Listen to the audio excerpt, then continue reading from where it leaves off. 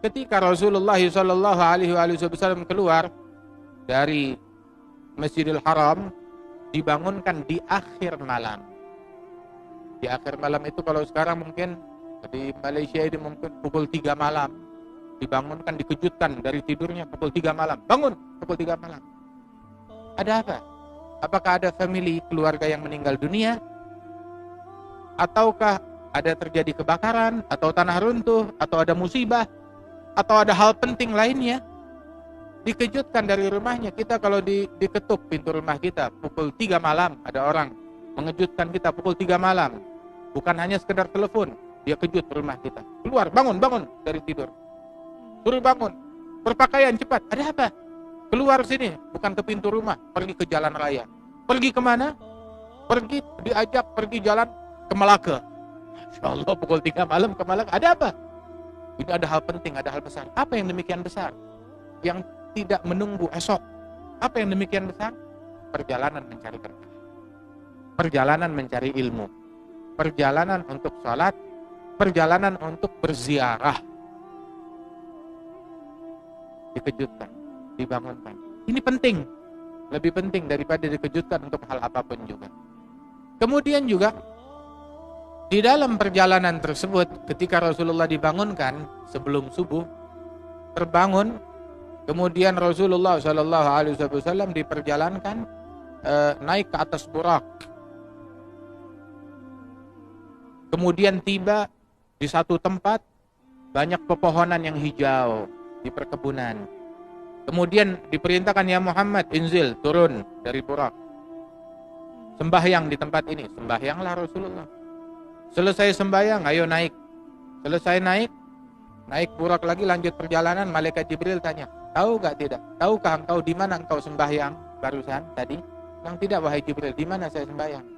Itu adalah Thaibah, Madinah Al-Munawwarah, tempat hijrahmu nanti. Kata malaikat Jibril, disuruh sembahyang di tempat itu. Kemudian berjalan lagi Rasul sallallahu alaihi wasallam hingga masuk ke negeri Syam.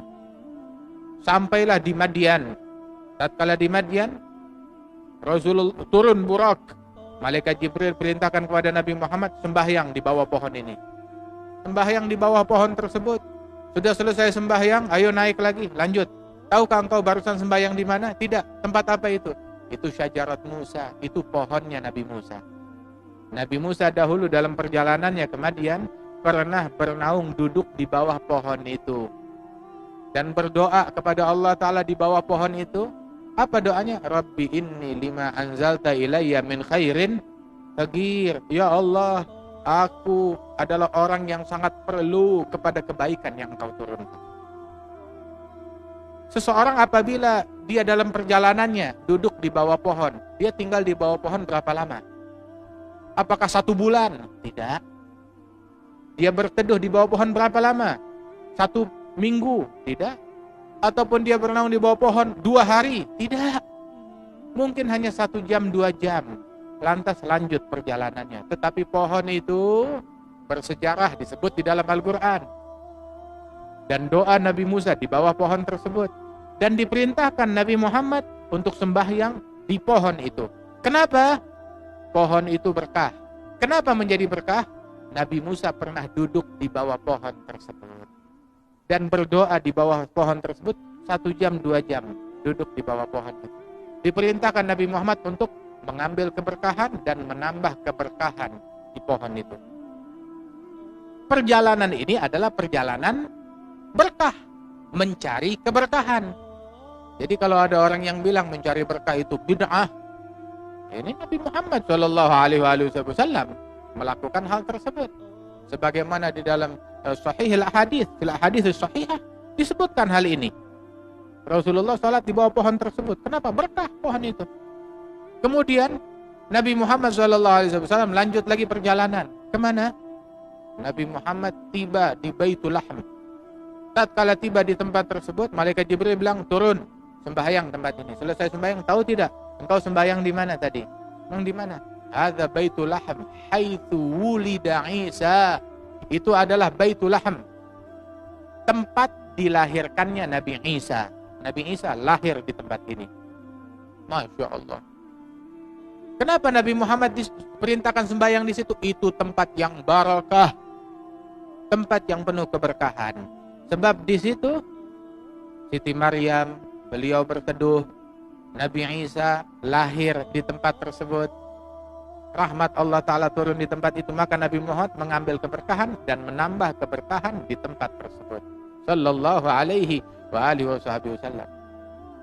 Kemudian juga Rasulullah sallallahu alaihi wasallam, sebagaimana disebutkan di dalam Sahih Bukhari, beliau ketika akan masuk ke Baitul Maqdis, maka melalui kuburannya Nabi Musa.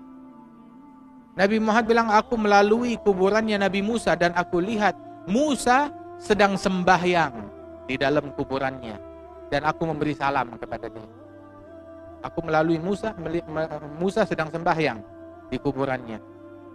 Kemudian Rasulullah mengatakan kepada sahabat, menyebutkan address kuburannya Nabi Musa. Disebutkan addressnya di mana. Kalau seseorang memberitahu kepada kita, engkau kenal Fulan bin Fulan, ya, Fulan bin Fulan, addressnya di sini. Tujuannya apa? Untuk kita apa?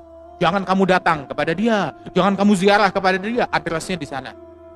Tidak, dikasih tahu addressnya adalah untuk kita apa? Ziarah, datang. Jadi kalau ada orang melarang ziarah kubur, tak boleh, ziarah kubur Nabi, tak boleh. Nabi Muhammad memberikan address kepada para sahabat.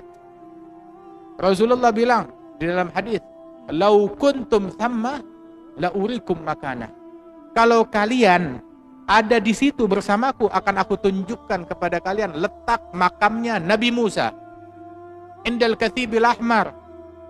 Disebutkan alamatnya di tepi jalan menuju Baitul Maqdis. Itu sekitar Ramyat Hajar, satu batu jaraknya, kata Rasulullah, di tepi jalan masuk menuju Baitul Maqdis. Itu jaraknya ke tanah haram Baitul Maqdis sekitar satu batu, kata Rasulullah sallallahu alaihi wasallam. Indal Kathibil Ahmar, di bukit yang tanahnya kemerahan. Kata Rasulullah sallallahu alaihi wasallam, disebutkan addressnya dengan lengkap oleh Nabi Muhammad sallallahu alaihi wasallam. Untuk apa? Untuk kita menjaga dan perhatian kepada ma'athiril anbiya, bekas-bekas para nabi dan bekas-bekas para kaum sholihin. Sebab di Baitul Lahm bukan hanya sekedar tempat lahirnya Nabi Isa, tidak, tetapi di situ adalah tempat Siti Maryam, beliau beristirahat, ya. Kemudian juga menanti proses kelahiran beliau di tempat itu. Nabi Isa di tempat itu tak lama. Yang lama di tempat itu adalah Siti Maryam, ibunda Nabi Isa. Dan Siti Maryam bukan nabi, bukan rasul, seorang waliyah, wanita salihah yang dimuliakan oleh Allah Subhanahu wa taala.